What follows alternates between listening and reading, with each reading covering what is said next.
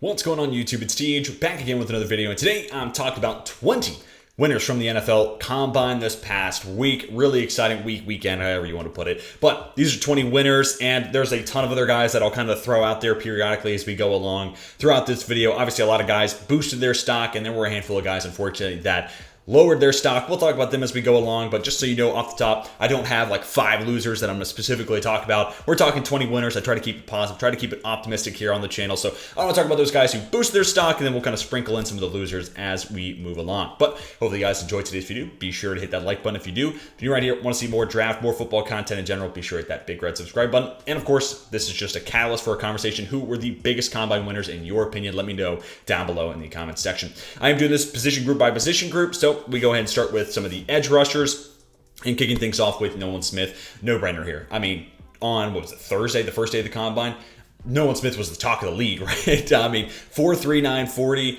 that type of vert at 41.5 inches is crazy. The 10-yard split's great, and I think he's firmly cemented himself in that top 10 to 15 range. You know, he's been kind of in a lot of mocks, including my own, he's been kind of lingering into the 20s, 25 plus range, into the 30s even. Yeah, I don't think that's going to happen because this guy, team captain for one of the best defenses of all time, even in 2022. I think we all look at the 2021 defense as the better, but 2022 defense for Georgia is nothing to scoff at. So team captain, and then to bounce back from the pec injury and showcase long speed and explosiveness with these types of drills, that's impressive. And I know he was crushing the interviews, and he was great on the podium too, so I'm baking that into it a little bit as well. But high character, highly explosive. Yeah, a little light, you know, that 235 to 240 range, but you know, I think you can still make that work. Maybe it's a 3-4 outside linebacker. He's athletic enough that he can chase down a running back from behind. And, you know, he's already a really high-level run defender. I think part of that is just he's so explosive. Like, he'll get to a spot before an offensive lineman will. So I really don't worry about his weight and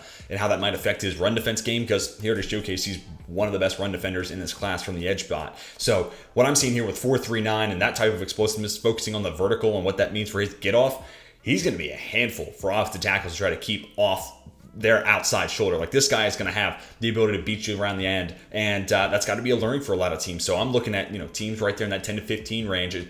Green Bay, if he gets to 15, I think like that's a no-brainer. But those teams that are looking for a little extra juice off the edge, Owen Smith, I think, certainly can bring that. Then we get to Kalijah. This is a duh. Another guy that was the talk of the NFL for at least 24 hours.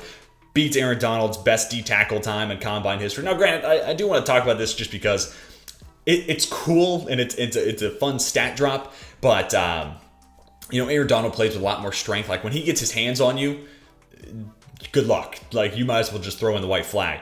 Kancey doesn't have that. So if you're 6 foot, 280 pounds, and you don't have that strength profile of Aaron Donald, you sure as hell better run a good time. Now, granted, historic time is awesome. So that's why he is a stock out guy. That's why he's a winner of this process. And I think he's firmly kind of put himself in that back half of the first round. Like, Lions at 18 all the way through the rest of the first round. He's going to land somewhere in there, in my opinion. And then plus, not only just the 40, I think he had a pretty good arm length. And you see that, dude, like on his tape, he is getting into interior offensive linemen before they're out of their stance. And you even see that with the 10-yard split. Explosive, he's fast, but also has solid arm length to kind of make up for the fact that he's 6 foot, maybe 6.5 feet. So big time winner. And yeah, like I said, if you're going to be small, be a twitchy athlete, and Kansas certainly proved that he is.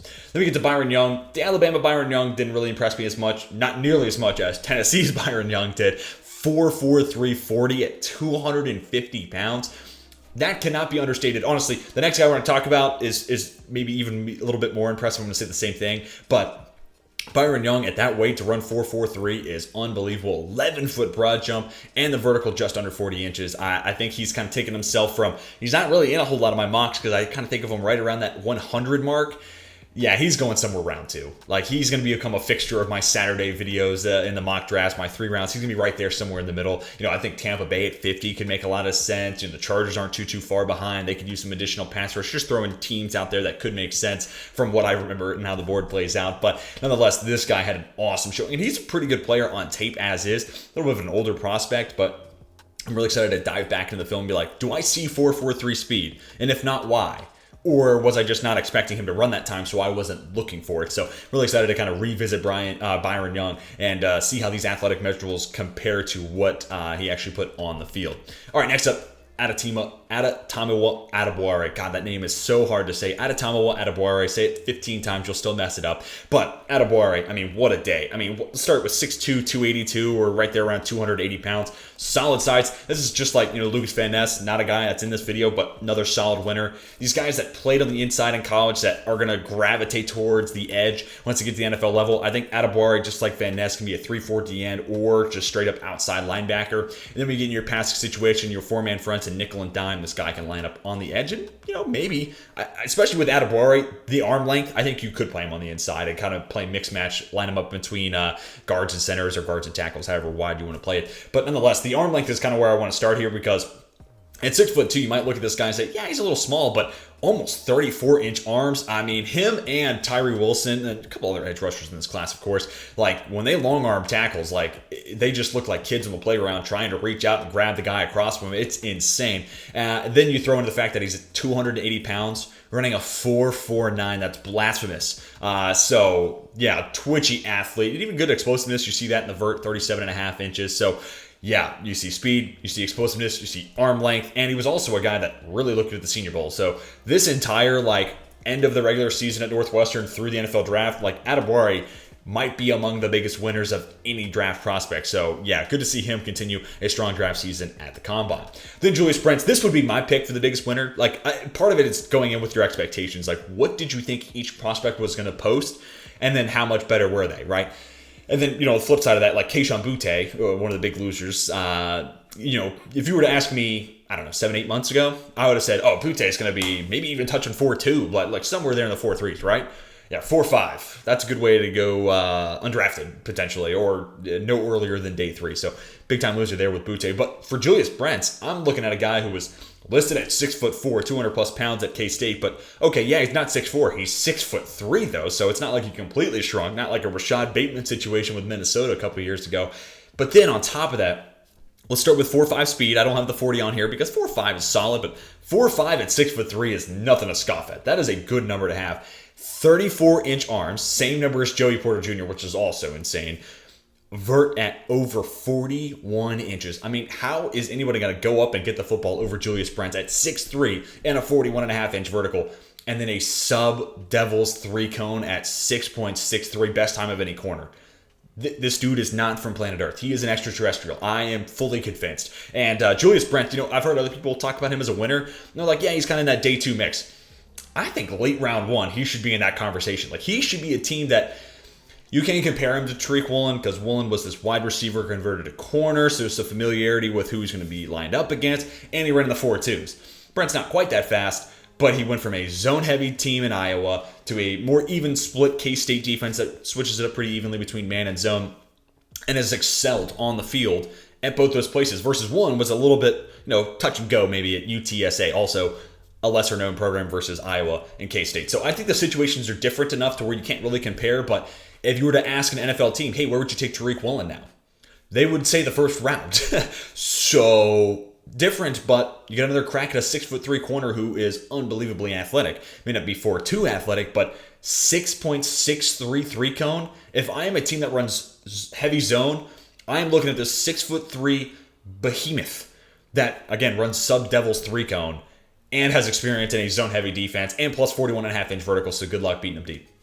I don't know how you pass on that. So, yeah, I think to me he's the biggest single winner of the Combine. He is the guy who impressed me the most. So, big-time stock up, in my opinion, on Julius Brent. Then we get to Deonte Banks. A lot of the same stuff could be applicable here. I was really impressed, one, that he actually came in at the same height and weight that Maryland listed him at, right around 6'2" and 200 pounds. So that's always awesome. Somehow, it feels like guys get to Indianapolis and they shrink somehow. I wonder why. But nonetheless, then he posts a 4.35 40. Are you kidding me?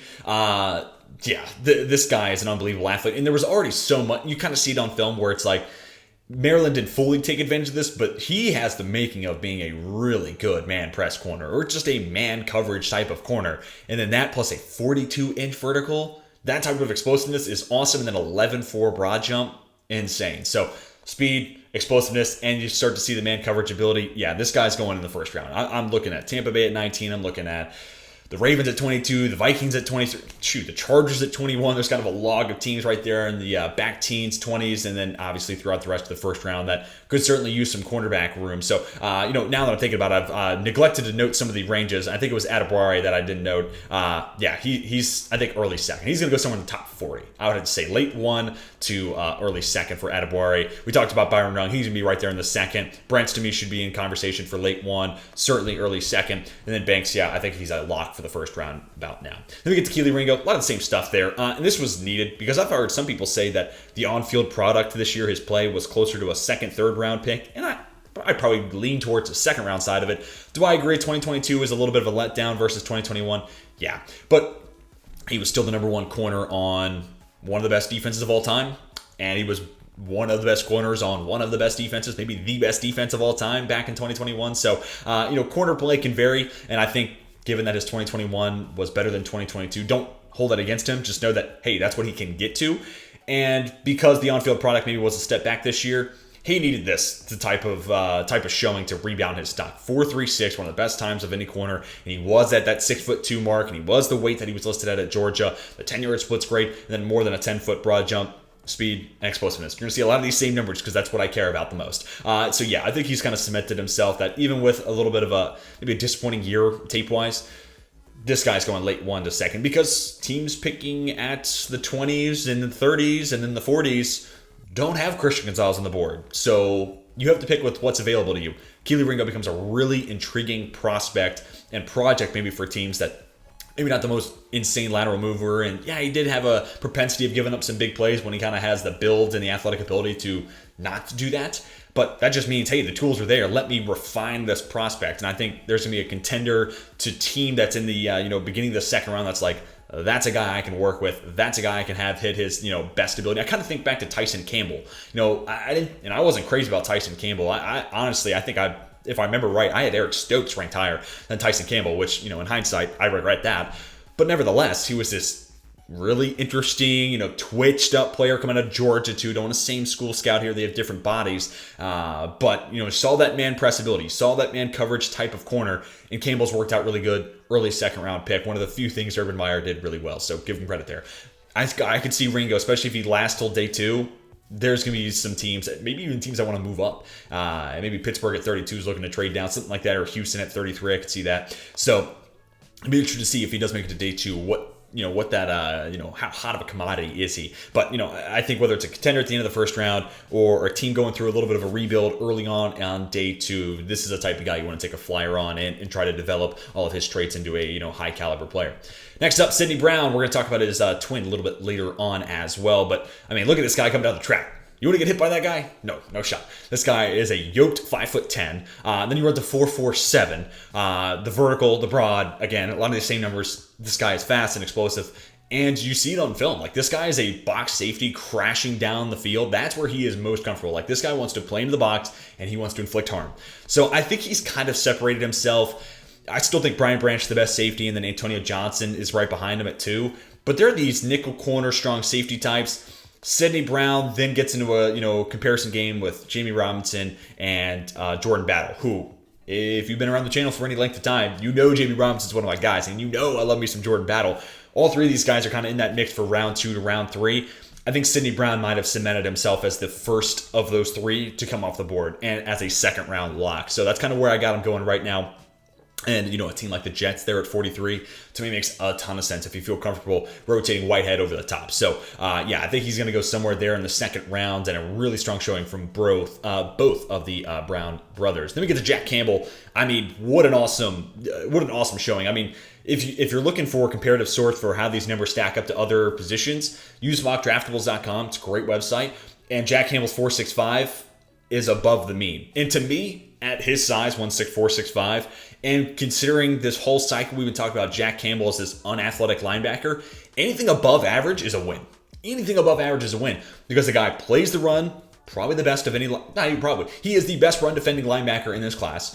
He's the best tackler at the middle linebacker spot, in my opinion, of this class. He is this guy that for a while now I've been saying, man, if I could just teleport him back to 2004, he's easy first rounder, and he would thrive. He would be Zach Thomas 2.0.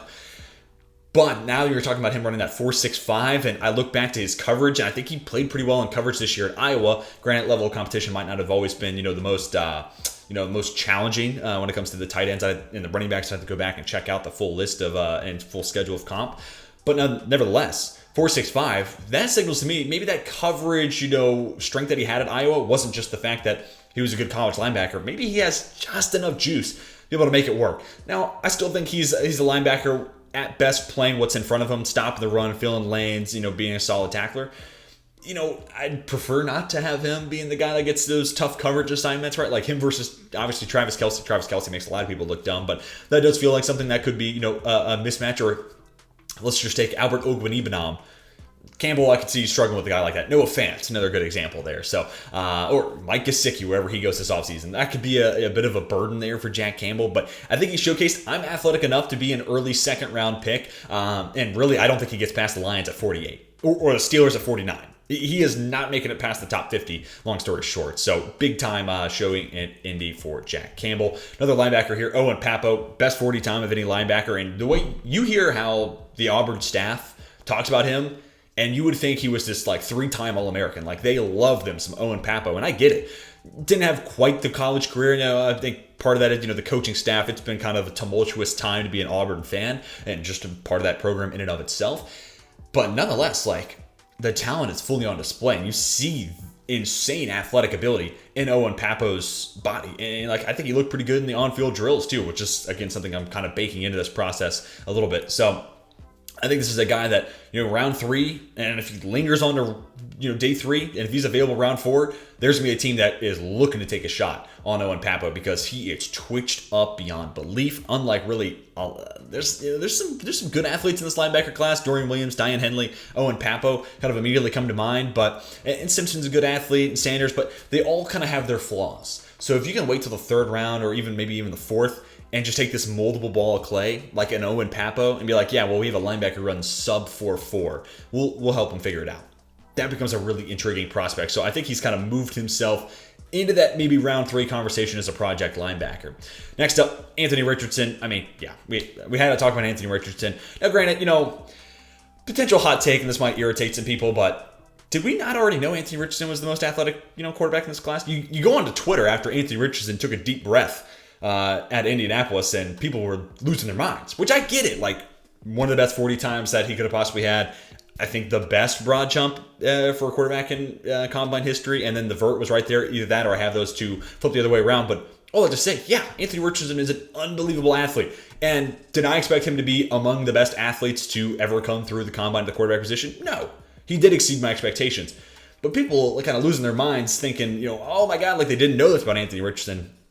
I don't know what to tell you. Like it's pretty apparent that he's an unbelievable freak of an athlete. So we saw that on display, and then the accuracy wasn't great, but dude, him launching those deep passes to end his day, it's effortless. He literally flicks his wrist and it flies 65 yards. It's unbelievable. So from that perspective, it's like, yeah, I'd like to see a little bit more touch on it, but the fact that he can just let it go like that and it just zips out of his hand is impressive. So yeah, he's going top 10. And I've been saying for months now, there are going to be 4 quarterbacks that go in the top 10.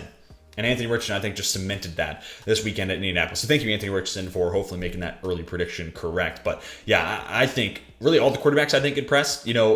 Bryce Young played the game, didn't do anything but weigh in. And because of that, he somehow gained like 15, 20 pounds of phantom weight. Cool, good job. You played this system, and now you're going to be able to check that box for a lot of teams. You're going to be able to go number 1 overall. Congratulations, assuming there's a trade there, of course. And then, I think Will Levis, looked pretty good. Anthony Richardson showcased the athletic ability, and Stroud only threw and looked pretty good throwing against air. So, the best pure passer in this class, or one of, him and Young, it's close. But the most accurate passer in this class, I've said that plenty of times about Stroud, looked really good. So all 4 of these quarterbacks, I think, just kind of locked themselves into the top 10, which is awesome to see. And that makes for a really fun draft cycle. Kind of going back to 2021, how awesome was it to talk about these 3 quarterbacks go 1, 2, 3, and the field somehow makes it outside the top 10, but doesn't last long. Like that just makes for a fun draft cycle. And also for teams not picking a top 10, if 4 quarterbacks go in the top 10, you're a winner. And that means one of these corners might linger a little bit longer, right? Like that might push Devin Witherspoon outside the top 10, or Christian Gonzalez, or one of these edge rushers like a Miles Murphy or a Nolan Smith could linger outside the top 10. So, like Houston at 12, big time winner. The Titans at 11, even though they're probably going to offensive tackle. But you get my point. By all these quarterbacks going top 10, other names are going to be pushed down the board. So it's a win for the league, and it's obviously a big win for me as a fan. And then we get Jackson Smith and Jigba here.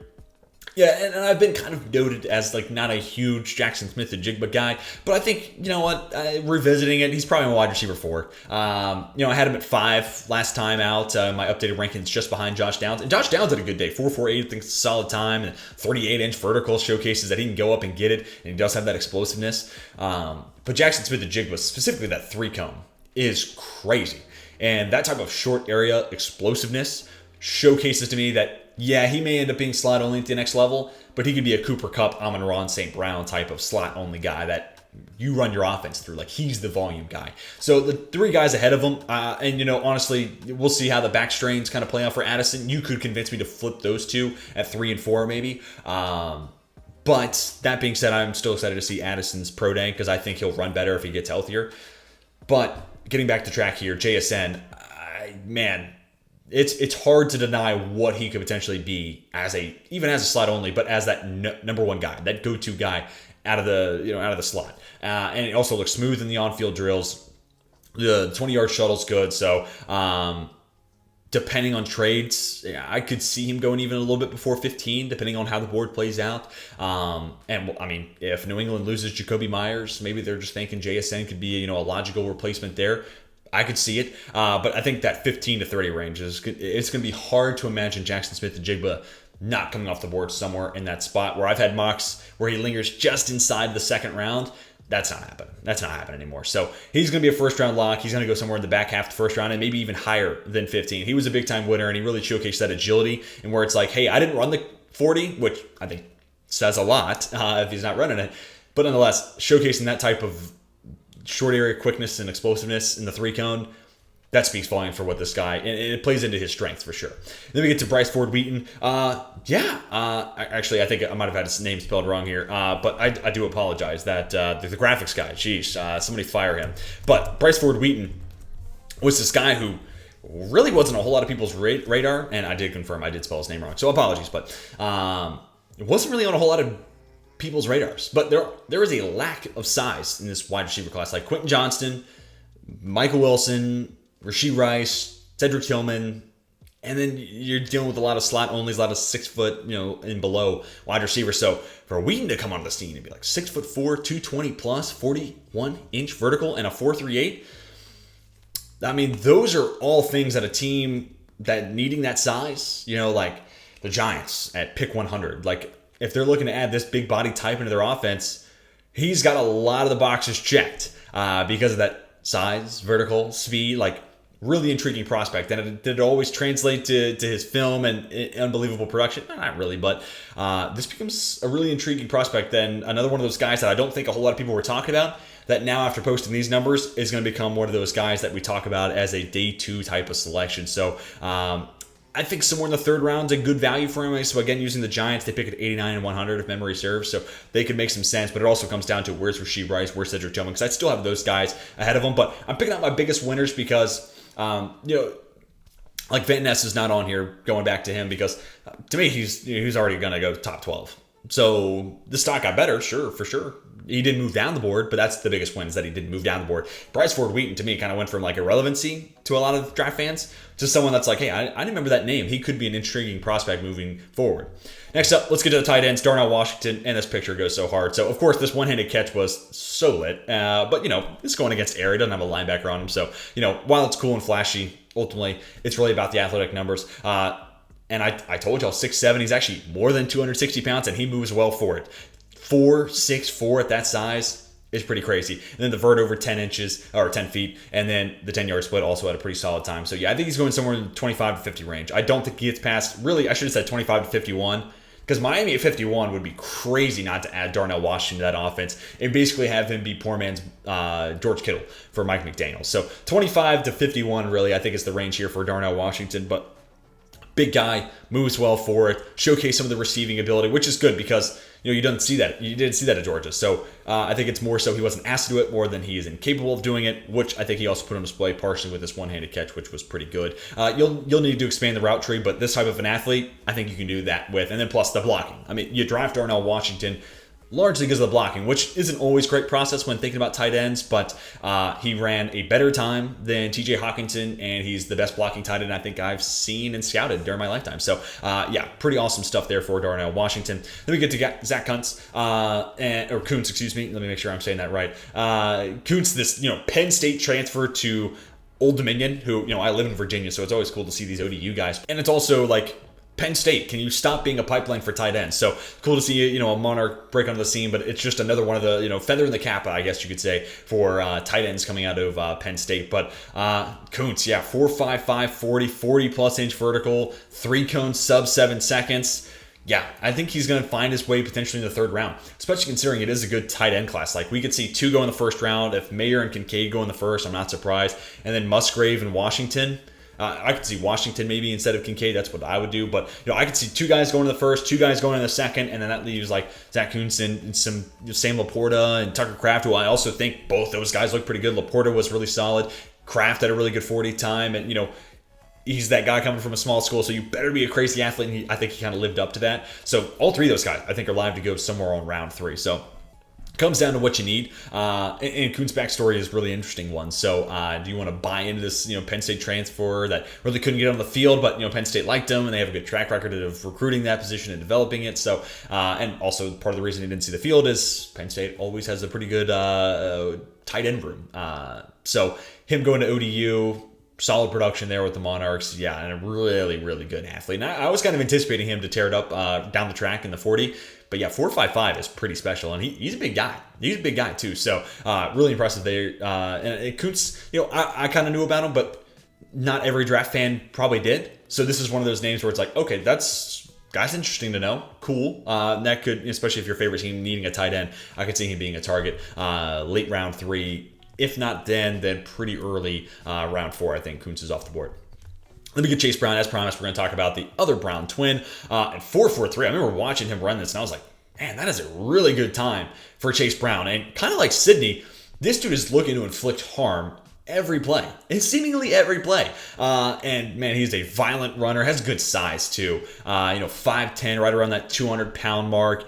I think that's, ideal for a running back. 4.43, again, good time, good vert. Good broad jump. And this is a really good running back class, kind of like what we were talking about with Coons in the tight end group. It's a good tight end room and a good tight end class this year. So these guys are going to find their way into the 3rd and the 4th round. So Coons, Brown, I think they're kind of in that same range. It just comes down to the team that needs that specific position, obviously. But, I think with a good athletic showing and a good performance at Combine, and I think Brown looked good in the drills, all that sort of stuff. I just think he had a really good, solid weekend, and I think he's kind of put himself in that round 3, round 4 mix. Then Shamir Gibbs, another guy with kind of ideal size, right around that 5'9.5", I think right at 200 pounds, maybe 199, getting into the specifics of it here. But 25 to 50, I think is a good range for him.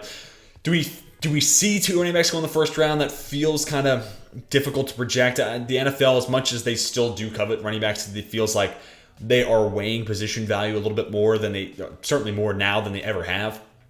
So the reason Gibbs is on this list as a winner is 4.36 40. I was anticipating Devon Achane to run somewhere in the 4.2s and be the fastest running back, and he didn't quite hit that, but still, I think 4.32 was the best 40 time of any running back, and Shamir Gibbs is not far off. So he goes from this guy who I knew was fast to, people look up Dalvin Cook's 40 time. It was 4.5. I don't know how. That's one of the biggest lies I think in Combine history. I don't know how Dalvin Cook was somehow a 4.5 dude. But nevertheless, he plays a lot faster than that. And then Gibbs here at a 4.36. Now, in a lot of my mocks, I've been like, okay, well, the Dolphins, they'll want to add Devon Achane, so we'll target him in the 3rd round. Now, if Gibbs is there on the board at 51, it's hard not to pull the trigger because you're not losing much in the way of speed, and I think you're just getting a better pure runner, and you're getting even more receiving ability as well, and a bigger frame, too. So, big day for Shamir Gibbs. The 10-yard split was also really good. And after he ran the 40, he didn't do a whole lot else. So I'm excited about the frame, the 40, and I think this makes for the conversation. Are there going to be 2 running backs to go in the first round? I think Gibbs had that good of a day where we have to ask that question. Next up, Tashaun Spears. This is kind of in combination. I didn't do a winners from the Senior Bowl, but Tashaun Spears would have been one of them. Another violent runner, another guy with ideal size, around that 200-pound mark. I think he's 5'10". So yeah, love the frame, the broad in the vert. Didn't run the 40, which, is probably for a good reason, kind of like Jackson Smith The Jig move, where it's like, if you know it's not your strength, just don't do it. Just don't do it. Unless you can, you've been working on it, you can break out a time that, changes the public opinion about you. Nevertheless, this guy runs with power like few others in this class, and the explosiveness with that vert and broad jump is really exciting. So given a good Senior Bowl and given a good combine, round 3, round 4, another one of those running backs I think could land in that range. And honestly, I think the 3rd and 4th round, I think there's going to be a ton of corners off the board in the 1st and 2nd round. And then if you were to take that and just apply it to running back between rounds 3 and 4, I think you're going to hear pretty much an equal number of running backs coming off the board, which is good for the NFL. I mean, that's get cheaper the position, right? And a lot of these running backs in this year's class are really exciting to watch. So it's also good for being an NFL fan. Next up, Blake Freeland. Slight note of concern, barely over 300 pounds. That's kind of interesting, especially at 6'8". That's pretty remarkable. But man, sub 540. The 3 cone's pretty solid, and it's well above average for offensive tackles and a good vertical as well. So I think, mid-2nd to early 3rd makes a lot of sense. And I almost wonder if a team like San Francisco that's more than likely losing Mike McGlinchey, and they have 3 picks at 99, 101, 102. I wonder if they package any of those to be able to move up and get a guy like Blake Freeland, who would be an awesome fit in a zone blocking scheme. Long story short, that's kind of where I'm going with this. And I could see them using Freeland as that McGlinchey replacement. Similar body type, similar strengths, good movement skills. But yeah, anybody that runs that zone blocking scheme, Freeland showcased a lot that should make you excited. Again, sub 5 second 40. The 3 cone's really healthy. The weight, I wish he could get a little bigger, and he definitely stands to add a little bit of strength into his profile. But really a smooth mover, especially at 6'8". That's a rare commodity. So if you're an NFL team right there in the 2nd to 3rd, I think I'd take the flyer on him and then say, hey, how do we add 15, 20 pounds worth of muscles so we can boost that strength profile in you? Because then we're talking about a guy who could become a full package, and a guy that once he's fully developed, it's like, how did this guy not go in the 1st round? Those are the conversations where obviously guys live on the board to rounds 2 and 3 for a reason. So how do we, take advantage of those strengths, round out those weaknesses, and make it so in a couple of years' time we're like, man, that guy should have been a 1st rounder. So I think Blake Freeland has a lot of those pieces that should entice teams. Now we just got to make him a little stronger, which I think going from BYU to the NFL level, you're going to already kind of see that. The workout regimen at the NFL level is a different beast. So I think Freeland will naturally get a bump there, but I could also see a team where it's like, we are going to make you stronger. We are going to make you add weight. And I think that's all good. And now, granted, adding weight maybe does affect his athletic ability, but I think 15, 20 pounds, I don't think it's going to change too much. I think this guy's just a good athlete, so add some extra weightage, add some extra strength, and he'll be just fine. Next, Cody Mock. This is actually the last name that we're going to talk about in today's video. This one picture, I really had a hard time finding Cody Mock, so this one is probably a little bit more blurry than the other ones. Apologies there, but good 40, good 20-yard shuttle, solid 3 cone, looked good doing the drills, and that draft range is incorrect. Thanks a lot, you idiot. Okay, sorry about that. That has been fixed now. Again, the graphics guy, what a total bozo. But again, solid 40 time, solid 20-yard shuffle, good 3 cone, and I think he's locked himself into that round 2 range. Looked good in the on-field drills, and I think especially given the flexibility he showcased at the Senior Bowl, being able to play guard, center, I think that makes it a lot easier to develop him as a long-term tackle. Because I think he is, following the Tyler Smith plan, probably the best route to take with Cody Mock. Develop this guy as a guard, allow him to get some reps, grow as a player, and then by year 3 or 4, maybe he's able to make that move out the tackle. So solid day for him, and I think he's locked himself into that 32 to 63 range, somewhere thereabout. And I think kind of the Eagles, they're kind of a fun team to think about with Cody Mock at 63 or 62 rather. As this team that's always been able to develop these offensive linemen. Can they work their magic with Cody Mock, and then eventually maybe he becomes a Lane Johnson replacement at right tackle? Could be fun to think about, but nevertheless, really fun prospect. And also, can we just talk about the no front teeth, red hair? This guy looks like he should be playing in the NHL. It's awesome. And I think that's kind of exciting for a lot of different teams. Maybe the Lions too. This kind of feels like a Dan Campbell type of dude. But anyways, I'm just talking about fits now, and that's not the point of this video. But Cody Mock, our last winner, we're going to talk about from the Combine. We talked about some other winners, some other losers as well. But be sure to leave your thoughts down below in the comment section. Who were the biggest winners and losers from the Combine in your opinion? Love to hear your takeaways. And also, respond to my list. Do you think I had guys that shouldn't have been on here? Do you think I left out other guys that are more deserving than the names I put on? Love to hear your thoughts down below in the comment section. Hopefully you guys enjoyed. Be sure to hit that like button if you did, and subscribe if you're new looking for more draft content in your life. But until next time, my name is Teach, and I'm signing off.